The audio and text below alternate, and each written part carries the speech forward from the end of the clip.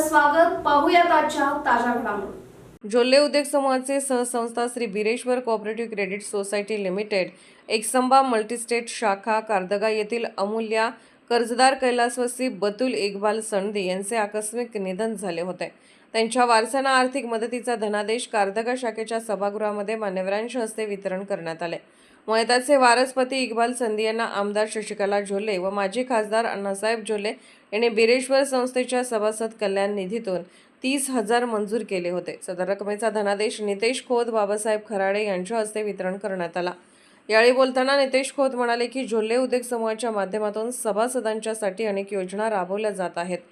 जे सभासद मयत होतील त्यांच्या वारसांना आर्थिक मदतीचा हात देऊन त्यांना जगण्याची उमेद देण्याचे कार्य जोल्ले दाम्पत्याने केले असल्याचे सांगितले.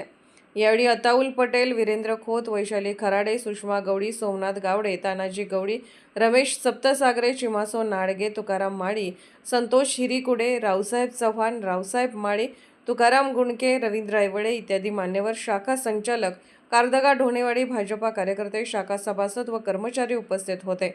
बोरगावहून SP न्यूजसाठी मुख्य संपादक शिवाजी भोरे. राजकीय, सामाजिक, आर्थिक असा सर्व घडामोडींचा आढावा पाहायला विसरू नका SB न्यूज चॅनल आणि नक्कीच सबस्क्राईब करा.